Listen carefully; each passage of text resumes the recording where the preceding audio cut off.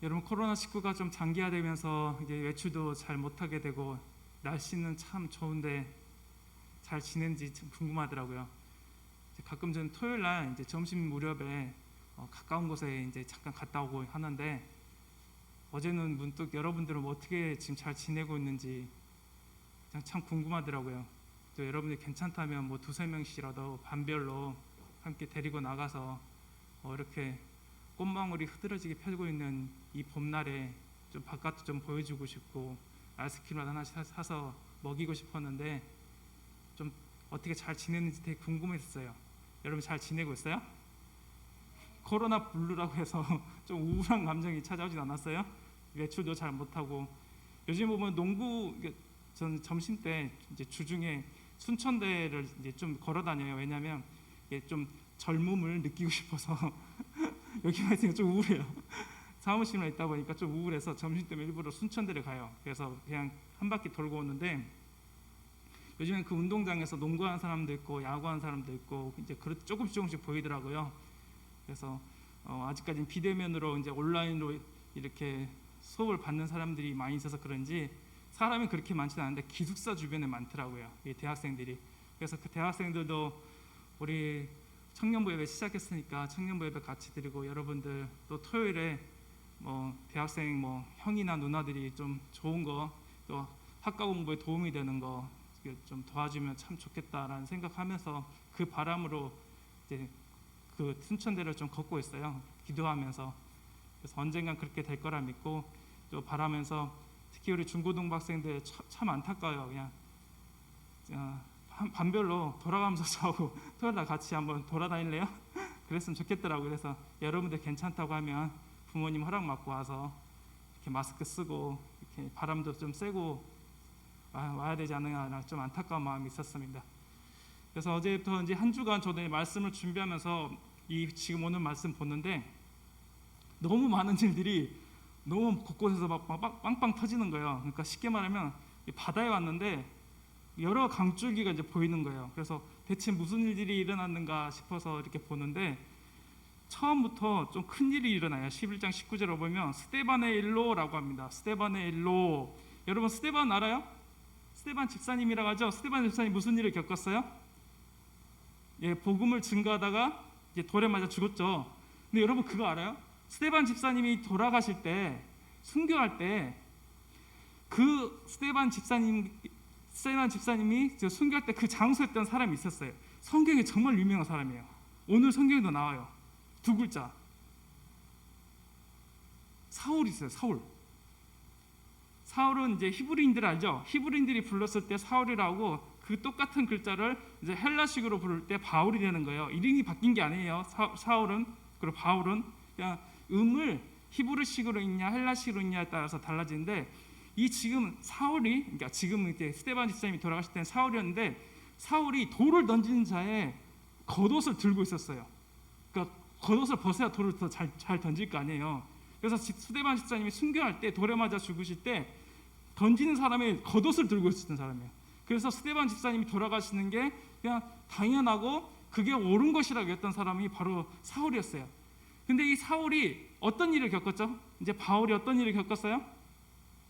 또다시 그리스도인들을 정말 박해하기 위해서 이제 해당에 가서 허락을 받고 다메섹에서 그리스도인들을 죽이려고 했어요. 이제 자기가 직접 나서서 잡아서 이제 옥에 가두고 막 죽이려고 했었어요. 그때 무슨 일이 있었어요? 바울에게 길을 가다가 어떻게 됐어요? 광명한 빛이 그 바울의 눈을 비춰가지고 며칠간 눈이 멀었어요. 그런 와중에 그 바울이 또 누구를 만났어요? 그 눈 먼 와중에 또 누구를 만났어요? 베드로를 만났어요. 베드로는 또 어떤 환상을 봤어요? 하늘에서 막 바구니가 내려와. 바구니가 내려서 뭐예요? 그 바구니에 뭐가 담겼어요? 여러분 알고 있어요? 유대인들이 먹지 말아야 할 음식들이 있죠. 하나님께서 구약시대에 유대인들은 이런 음식들을 먹지 말라고 하셨어요. 여러분 알아요? 유대인들 막 돼지고기 막 먹어요?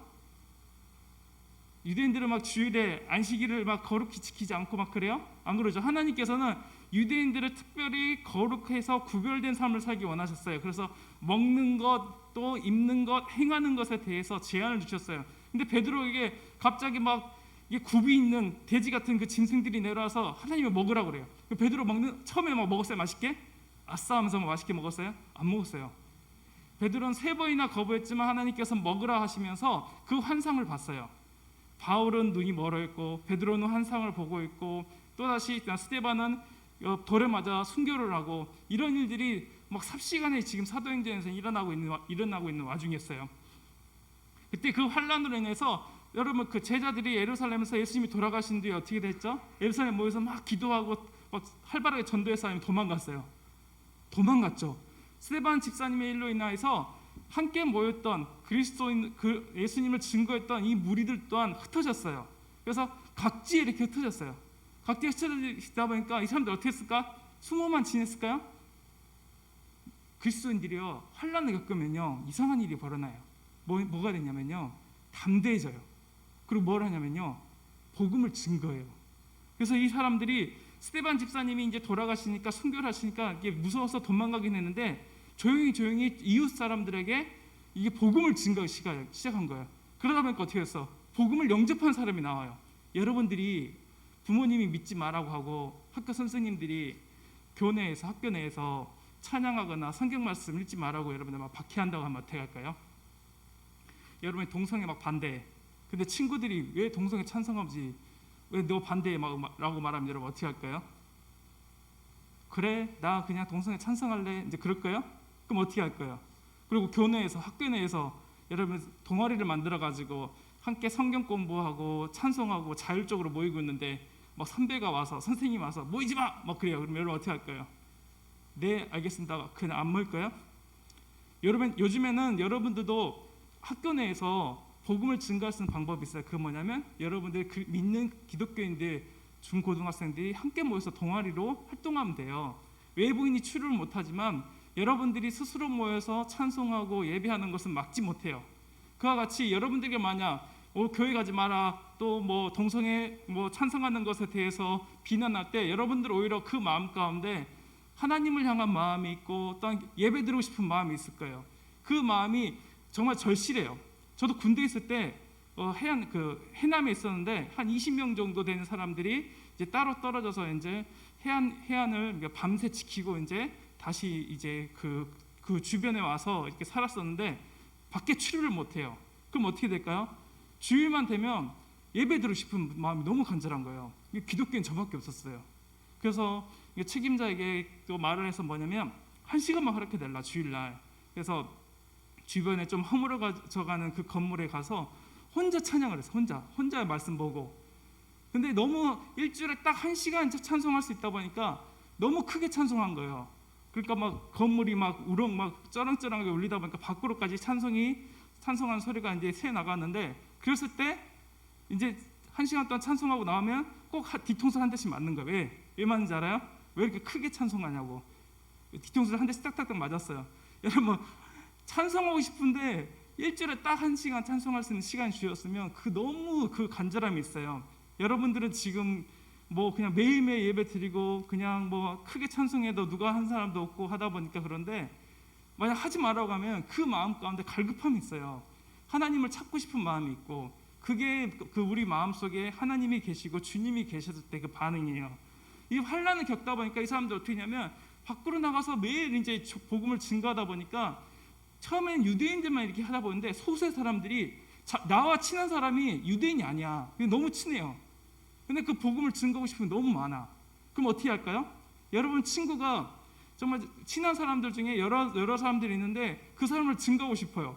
근데 여기서도 이렇게 지금 나가서 보다 보니까 나하고 친한데 유대인이 아니에요. 그러니까 그 사람들이 구브로와 구레네 몇 사람에게도 막 전한 거예요. 여러분 구레네 하면 생각나는 사람 있어요. 이제 고난주간인데 예수님의 십자가를 진 사람이 누구였죠? 시몬이 있어요. 시몬. 그 사람 어느 지역 사람이었을까요? 방금 읽었는데 구레네 사람이에요. 구레네 사람 시몬이에요. 구레네가 뭐냐면 북아프리카에 있는 한 항구 도시예요. 근데 이 구레네 사람이 지금 예수님의 십자가를 대신 짊어지고 갔었어요. 왜 그랬을까요? 그 유대인들의 명절을 맞이해서 곳곳에 흩어져 있었던 그 사람들이 그 유대인의 절기를 지키기 위해서 왔던 거예요. 아니면은 그냥 주변에 무슨 일이 있나 싶어가지고 구경 나왔을 수도 있고, 여러 가지 학설이 있는데 이 구레네 사람 시몬이 예수님의 십자가를 지고 갔던 거예요. 북아프리카에 있던 그 사람이. 지금 보는 것처럼 예수님께서도 정말 그 십자가를 진 사람이 유대인이 아니었고 제자들이 아니었고 바로 구레네 사람이었던 거예요. 이 지금 구레네 사람에게도 막 복음을 증거하기 시작한 거예요. 북아프리카의 어떤 항구 도시, 조그만 도시에 있는 나라들까지. 그래서 예수님께서는 부활하고 승천하실 때 뭘 명령하신지 알아요? 사도행전 1장 8절에 보면은 오직 성령이 너에게 임하시면 너희가 권능을 받고 예루살렘과 온 유대와 순서가 있어요. 온 유대와 그 다음에 어딘지 알아요? 사마리아와 그 다음 어디? 땅끝까지 이르러 내 증인이 되리라 하시니 하셨어요. 지금도 그 순서예요. 이 지금 스데반 집사님이 순교를 하고 복음을 증거한 순서가 있어요. 처음에 어떤 사람들? 유대인에게 먼저 증거했어요. 그 다음에 그 유대와 가까이 있던 사마리아에 증거하고 땅끝까지 구레네 사람. 여러분들이 정말 그 유대와 예루살렘과 그 사마리아 지역을 벗어난 땅끝까지 복음이 증거가 된 거예요. 예루살렘을 지역을 중심으로 봤을 때 우리 한국은 또 어디예요? 땅끝이에요. 땅끝. 이제 이 땅끝에서 복음이 왕성하게 지금 일어나고 있잖아요. 우리 대한민국이 선교사 지금 세계에서 두 번째, 세 번째로 파송하는 국가가 됐어요. 여러분 그거 아세요? 모르셨죠? 대한민국이 이제는 신학적으로도 엄청 발전했어요. 그래서 지금 예전에는 독일이나 외국에 유학 갔었는데 지금 중국이나 이런 아시아 주변 나라들이 오히려 신학을 배우려고 멀리 못 가니까 대한민국에 와요. 그리고 아프리카 사람도 와요. 그래서 지금 국가에서 우리 한국에서 그 신학교에서 이 외국인들에게 잘 교육시켜서 목사안수까지 받고 그 다음에 다시 그 나라로 이제 보내고 있다는 거예요. 그러면서 이 정말 우리가 신학도 발전했고 선교사로서 정말 그 많은 이런 선교사님들 파송하는 그 나라가 돼버린 거예요. 그래서 지금 마지막 이제 어디로 가고 있어요? 복음이 어디로 가고 있죠? 여러분 그거 알아요? 우리나라의 복음이 다시 어디로 가고 있는지 알아요? 복음의 흐름이 지금 어디로? 다시 백투 예루살렘으로 들어봤어요? 백투 예루살렘으로 다시 증거되고 있는 거예요. 예루살렘으로부터 시작해서 복음이 땅끝까지 전해졌는데 땅끝에서 오히려 다시 예루살렘으로 가가지고 예루살렘에 있는 사람들이 누구예요? 유대인들이 있죠. 그 유대인들은 예수님을 하나님의 아들로 인정해야 인정하지 않아요? 인정하지 않아요. 근데 최근에 무슨 일이 있었냐면 이 유대인들이 예수님을 하나님의 아들이라고 믿기 시작했어요. 그러면서 그들이 어떻게 되냐면 다시금 그 박해를 받기 시작한 거예요. 유대인들은 정말 종교적인 어떤 단일성을 굉장히 중요시해요. 근데 그들이 예수님을 하나님의 아들이라 믿으면서 그 유대인들 사이에서도 왕따를 당하기 시작한 거예요. 막 테러를 당하고 집안에 무슨 일이 있었냐면 집안에 갑자기 폭탄을 던지고 그 다음에 소포인지 알고 뜯어보니까 어떻게 돼? 거기서 이제 폭탄이 터지는 일이 일어나기 시작한 거예요. 그러면서도 정말 그 사람들이 피켓을 들고 도로에 나가서 예수님은 하나님의 아들이십니다라고 과감하게 정말 증거하는 일들이 일어나기 시작한 거예요. 이러한 역사적인 흐름 가운데 이 사도행전의 본문에서 보는 것처럼 정말 그런 일들이 일어나고 있었던 거예요. 정말 곳곳에서 스데반의 일로 환난당한 자들이 복음을 증거했었고 그 다음에 수많은 사람들이 주님을 믿고 또한 돌아오게 됐어요. 21절을 보면 주의 손이 그들과 함께 하심에 수많은 사람들이 믿고 주께 돌아오더라. 주님의 손이 함께 하시니까 수많은 사람들이 주님께 돌아오는 역사가 일어났던 거예요. 주님의 손이 함께 하시니까 주님이 정말 그 안디옥 지역 가운데 복을 주시니까 그 사람들이 믿고 또한 교회로 모이기 시작한 거예요. 오늘 말씀에서는 특히 이제 한 인물에 집중하고 싶은데 그건 바로 바나바예요. 바나바. 우리 24절 함께 읽겠습니다. 사도행전 11장 24절 함께 읽겠습니다. 시작. 바나바는 착한 사람이요 성령과 믿음이 충만한 사람이라 이에 큰 무리가 주께 더하여 지더라. 이 바나바는 성품이 좋았던 사람이에요. 그리고 그 말과 행동 가운데 성령이 충만한 사람이었던 거예요. 그러다 보니까 하나님이 바나바를 특히 들어쓰셔서 이 바나바를 통해서 교회가 크게 성장하는데 쓰임받았던 사람이에요. 성령이 충만했다는 것은 차고 넘쳤다는 거예요. 여러분 성령이 충만한 사람은 어떤 사람일까요? 여러분들이 볼 때 일단 말이 달라져요. 그다음에 행동, 그리고 그 마음의 성품이 달라져요. 성령이 충만하게 되면. 근데 여러분, 성령 충만하기 쉬워요, 어려워요? 나는 매일 성령님께 감동 감화 받아서 정말 주님을 찾고 정말 주님께 내 의견이 어떻게 해야 될지 묻고 좀 그러긴 참 힘들죠. 내 마음 가운데 우울함이 찾아오잖아요, 여러분들. 여러분 마음 가운데 우울함이 찾아올 때 어떻게 해요? 그냥 내버려 두잖아요. 그러니까 어떻게 그 감정이 커지잖아요. 그리고 내 마음에 분노가 있어요. 그럼 어떻게 돼요? 그냥 분을 내잖아요. 솔직히 말하면 점점점 그 분이 커지게 되잖아요. 욕심이 잉태한즉 죄를 낳고 죄가 장성한즉 사망을 낳느니라 했잖아요. 이와 같이 성장하는 게 바로 우리 죄의 속성이에요. 하지만 성령이 충만한 사람들은 내 안에 정말 우울한 감정, 그리고 정말 중독적인 행동들, 여러분들 힘들어하는 중독적인 행동들이 뭐가 있어요? 게임? 자꾸 눈만 감으면 게임이 생각나요? 아니면 눈만 감으면 어젯밤에 못 따본 야동이 생각나요? 여러분, 이게 눈만 감으면 생각나는 거 정말 놓지 못하는 게 바로 중독적인 거예요. 사실 저는 우울한 감정 때문에 많이 정말 고통받고 힘들었었어요. 왜냐하면 그 우울한 감정들이 자꾸 커지다 보니까 다른 중독적인 행동을 하게 되는 거예요. 나는 주님을 믿고 정말 주님께 헌신하고자 했음에도 불구하고 내 마음 가운데 성령이 가끔은 충만한데 가끔 또 그러지 않은 모습들이 있었던 거예요. 그래서 이 바나바는 성령이 충만해서 그 말과 행동 가운데 정말 하나님을 찾았던 그 마음들이 있었고, 정말 그 마음이 있었기 때문에 지금 바나바는 안디옥 교회를 성장하는데 가장 큰 공헌을 했던 사람이에요. 쉽게 말하면 개척했던 사람이에요. 그리고 담임 목사예요. 여러분, 안디옥 교회는 작았을까요? 아니면 컸을까요? 컸겠죠. 주님께서 그 교회 가운데 함께 하시니까 성도들을 많이 붙여주셨겠죠. 막 몇천 명, 몇만 명이 됐을지 모르겠지만 여러분들 개인적으로 여러분들의 입장 한번 봐봐요. 내가 이 교회를 개척했어. 막 성도들이 나를 따라, 나를 담임 목사로 생각하고 나를 개척한 목사로 생각해. 여러분, 그 자리에서 내려오고 싶겠어요? 안 내려오고 싶겠어요? 안 내려오고 싶을 거예요. 그 사람의 성품이에요. 누군가가 나를 대신해서 내 자리를 위협한다면 어떻게 생각할까? 굉장히 좀 다른 생각을 하겠죠. 저 사람 어떻게 내려야지라고 생각할 거예요. 그게 사람의 기본적인 성품인데, 이 바나바는 정말 착했어요. 어쩌면 이렇게 착할까 뭐냐면, 여러분 바울 알죠? 바울.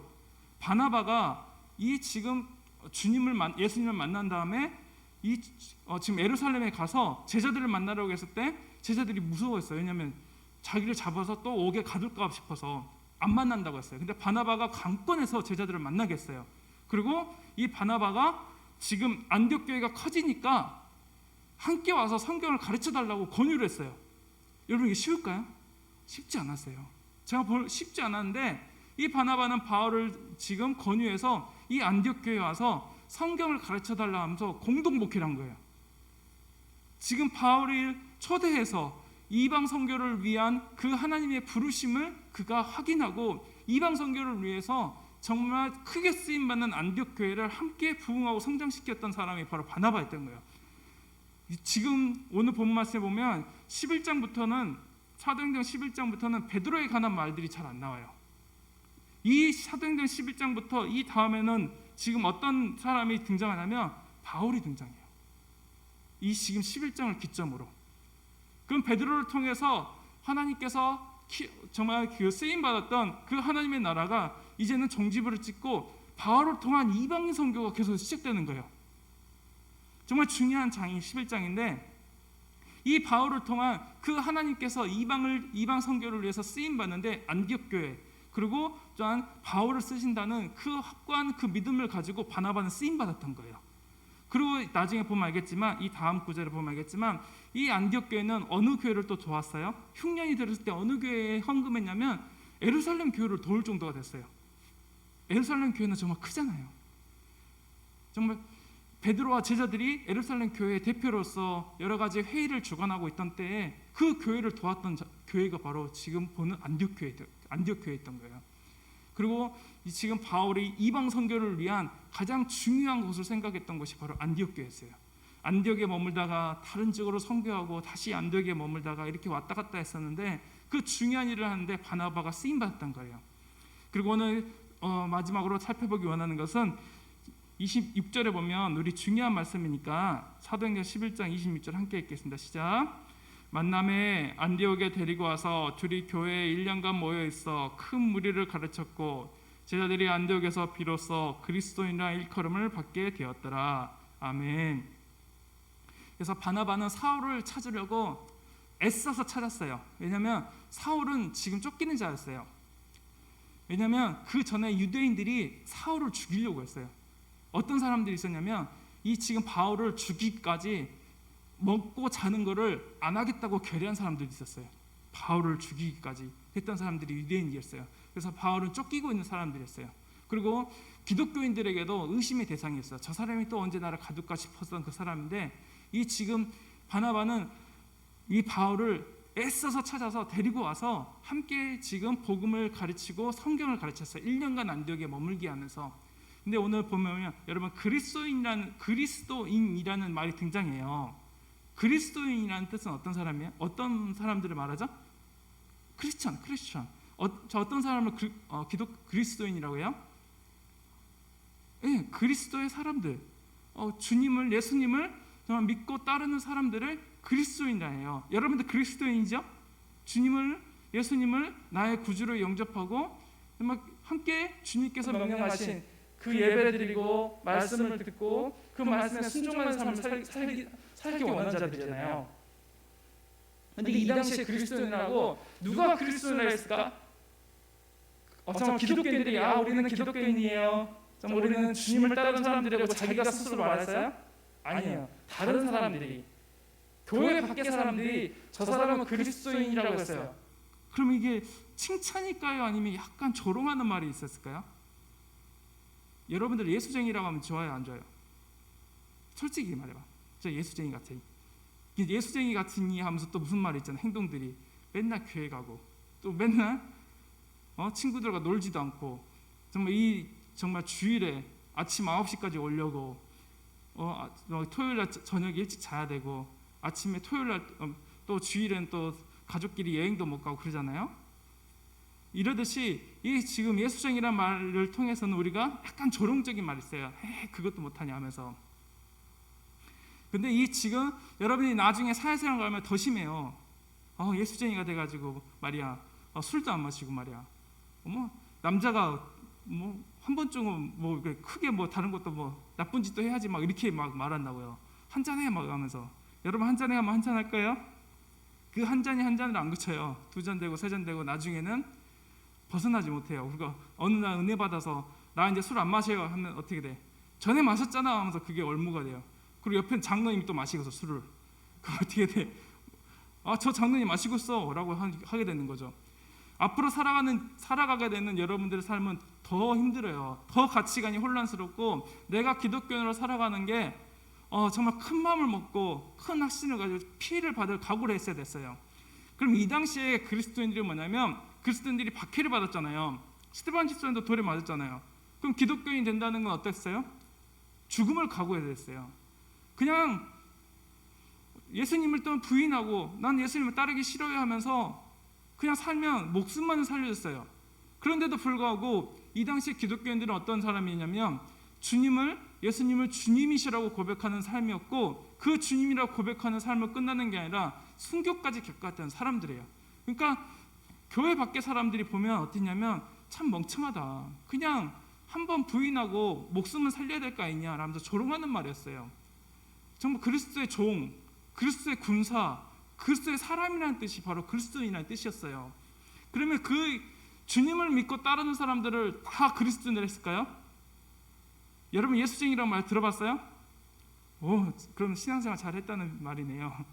뭔가 특별했다는 뜻인데 오늘 본문 말씀을 보냐면 그리스도인이라 일컬음 받는 사람들이 바로 뭐냐면요. 26절에 보면 가운데 보면 큰 무리를 가르쳤고 제자들이 안디옥에서 비로소 그리스도인이라 일컬음을 받게 되었더라 라는 말씀이 있죠. 그리스도인이 된다는 것은 어떤 사람들이? 제자들을 우리는 그리스도인이라고 불렀어요.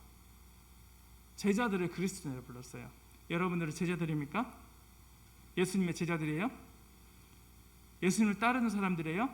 제자는 어떤 사람이에요? 스승의 뒤를 따라가는 사람들이잖아요. 그렇죠? 그 사람도 제자들이 하잖아요. 여러분의 스승은 누구죠? 예수님이잖아요. 성령님이 우리에게 지혜를 주시고 알려주셔서 정말 성경 말씀을 깨닫고 알게 해주시잖아요. 예수님의 뒤를 따른 사람들이죠. 여러분은 제자들이네요. 그럼 여러분들이 그리스도인이에요? 그리스도인이에요. 그러면 지금 보는 것처럼 초대교회 가운데 그리스도인들 뭐까지 각오해야 됐어요? 환난을, 또한 순교를 각오했어요. 앞으로 여러분들이 살아가는 그 삶에 있어서 힘들고 어려운 일들이 참 많을 거예요.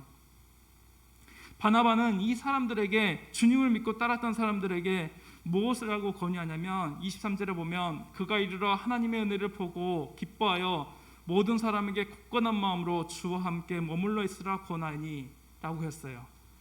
정말 주님을 믿고 따랐던 사람들에게 바나바가 권했던 것은 뭐냐면 굳건한 마음으로 주와 함께 머물라라고 권했어요. 왜 그랬을까요? 왜 굳건한 마음이 필요해요? 주님과 함께 머무는데 왜 굳건해야 돼요? 그냥 가볍게 주님을 따르면 되지 않아요? 술 한 잔씩 하면서, 담배 한 번씩 피면서, 그냥 사람들 하는 거 그냥 따라하면서 나 잘 먹고 잘 살고 그냥 그렇게 살면 되지 않아요? 왜 굳건한 마음으로 주와 함께 머물라라고 했어요? 주님이 지금 살아계셔요? 이 당시에 이 지금 11장 말씀하실 때 예수님이 이 사람들과 함께 있었어요? 예수님은 부활하고 승천하셨어요. 사도행전 1장에 이미. 그럼에도 불구하고 이 바나바는 주님과 함께 늘 거했던 사람들이에요. 성령이 충만한 사람은 바로 뭐냐면 주님과 함께 거하는 삶을 살았던 거예요. 내 눈앞에 주님이 보이지 않지만 그 주님을 믿고 신뢰하고 바라봤던 사람이 바로 성령이 충만한 사람이라는 거예요. 성령이 충만하다는 것은 바로 눈에 보이지 않는 그 예수님을, 그 주님을 바라보고 믿고 신뢰하고 굳건한 마음으로 그 주님께 내 마음을 두고 그 예수님이 따랐던 그 발자취를 따라가는 사람이 바로 제자이며 이 제자가 됐을 때 그리스도인이라는 일컬음을 받았다는 거예요. 그러할 때 마음이 착해지고 겸손한 마음으로 다른 사람을 인정하게 되고 하나님이 지금 이곳 가운데서 무슨 일이 일어나시는지 함께 바라보고 그 사역에 있어서 바울을 초대해서 바울이 이방 선교의 사역을 감당할 수 있도록 오히려 그 정말 뒤에 숨어서 지금 바울을 밀어줬던 사람이 바로 바나바였던 거예요. 개척했던 사람이고 그를 통해서 많은 사람이 돌아왔어요. 그럼 어떻게 될까요? 요즘 같으면 여러분 뉴스에서 보잖아요. 아버지가 대형교회 목사님이에요. 아들이 그 대형교회 목사로서 이렇게 청빙받는데 놓는 게 쉽지 않아요. 그래서 법원 판결까지 받잖아요. 교회가 쪼개지든지 말든지. 그 옳다 그르다의 문제가 아니라 교회가 나눠지는 데 문제가 있는 거예요. 교인들이 보기에 힘들잖아요.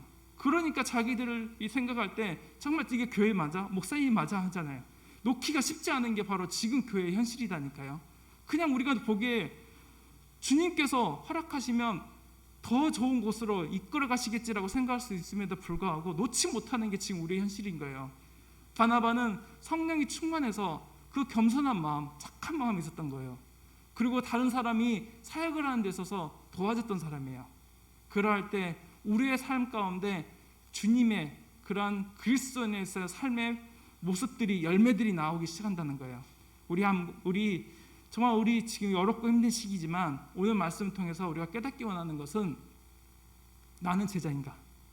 예수님과 함께 굳건한 마음으로 거하고 있는가? 정말 주님께 또한 이 다른 사람들에게 나는 그리스도인이라 일컬음 받고 있는가? 제자로서 삶을 살고 있는가? 돌아보는 귀한 시간 되기를 간절히 소망합니다. 함께 기도하겠습니다. 하나님 아버지, 초대교회 가운데 그리스도인이 된다는 것은 조롱을 당한다는 표시였으며 일반 사람들이 보기에 세상의 그러한 습관을 따르지 않고 오히려 순교를 선택하는 어리석은 자들이었습니다. 우리도 또한 주님을 따르는 제자로서의 삶을 살기 원합니다. 늘 주님과 함께 굳건한 마음으로 주님과 함께 머물러 있기를 원합니다. 주님, 우리 가운데 착한 마음을 허락하여 주시옵시고 성령과 믿음이 충만하게 하여 주사 주님의 뜻을 또한 우리가 바라보고 겸손한 마음으로 주님과 순종하는 삶을 살기 원하옵나니 주님 도와주시옵소서. 이 모든 말씀 예수님 이름으로 기도드립니다. 아멘.